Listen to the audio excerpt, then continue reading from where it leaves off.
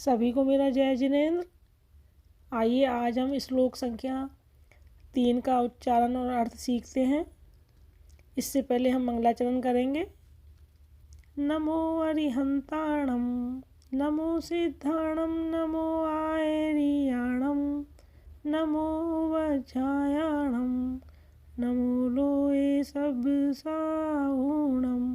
पूरी पंच परमेष्ठी भगवान की जय। आइए हम तीसरे श्लोक का उच्चारण देखते हैं। इस श्लोक में मानतुंग आचार्य अपनी लघुता को अभिव्यक्त कर रहे हैं, बता रहे हैं कि मैं कितना छोटा हूँ, ये अपना बता रहे हैं। उसमें उच्चारण देखते हैं।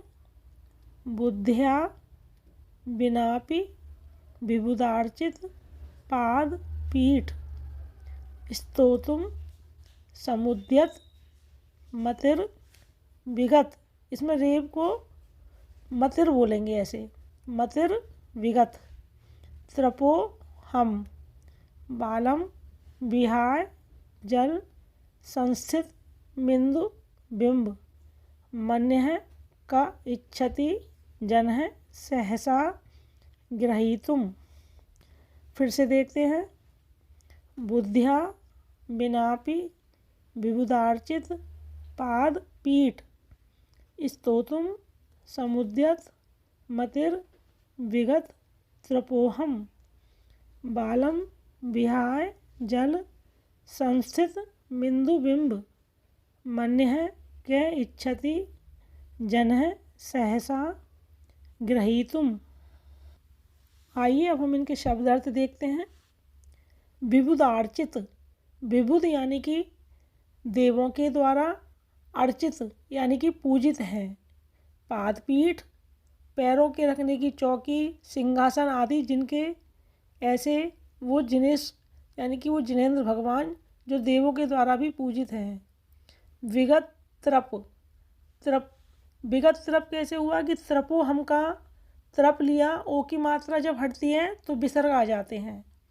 तो विगत त्रप, विगत त्रप यानी कि लज्जा रहित, अहम मैं, बुद्धिया बिना, बुद्धि के बिना, अपि भी स्तोतुम स्तुति करने के लिए तैयार, समुद्यत मति तत्पर बुद्धि वाला हो रहा हूँ। मति यानी कि बुद्धि वाला हो रहा हूँ। यथ है क्योंकि जल संस्थितम जल में प्रतिबिंबित, इंदु बिंबम, इंदु यानी चंद्रमा, बिंबम माने परछाई, जो जल में प्रतिबिंबित, जो जल में स्थित इंदु बिंबम चंद्रमा के बिंब को सहसा बिना विचारे, ग्रहितुम पकड़ने को, बालक बालक को, विहाय छोड़कर, अन्य दूसरा, कह कौन, जन है मनुष्य, इच्छति करता है अर्थात कोई भी नहीं। जैसे कि जल में प्रतिबिंबित चंद्रमा को बालक के अलावा कोई दूसरा पकड़ने की इच्छा नहीं करता है, उसी तरह जैसे जल में चंद्रमा की परछाई को बालक के अलावा कोई भी पकड़ने की इच्छा नहीं करता है। क्योंकि जो एक छोटा बच्चा होता है उसमें ज्ञान नहीं होता, नासमझ होता है, और वो चंद्रमा को पकड़ने की कोशिश करता है और वो सोचता है कि जल में चंद्रमा है। उसी तरह मैं भी उस बालक की तरह ही अल्प बुद्धि वाला और नासमझ हो रहा हूँ कि मैं जो देवों के द्वारा पूजित जिनेंद्र भगवान है, मैं उनकी स्तुति करने के लिए तैयार हो रहा हूँ। तो ये इसमें आचार्य मानतुंग जी बता रहे हैं कि मैं बालक की तरह ही कोशिश कर रहा हूँ आदिनाथ भगवान की स्तुति करने की। इसका भावार्थ देखते हैं।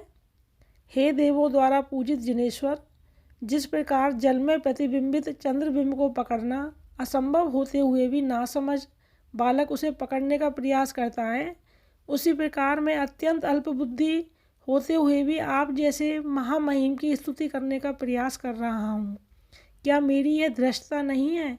आपकी स्तुति के लिए मेरी तत्परता ठीक बालक प्रवृत्ति की तरह ही है, अर्थात मात्र बाल चेष्टा है। चलिए इसको अब हम लय में पढ़ते हैं। बुद्ध्या विनापि विबुधार्चित पाद पीठ स्तोतुं समुद्यतमतिर्विगतत्रपोऽहं बालं विहाय जलसंस्थितमिन्दुबिम्ब मन्यः क इच्छति जनः सहसा ग्रहीतुम्। सभी को मेरा जय जिनेन्द्र।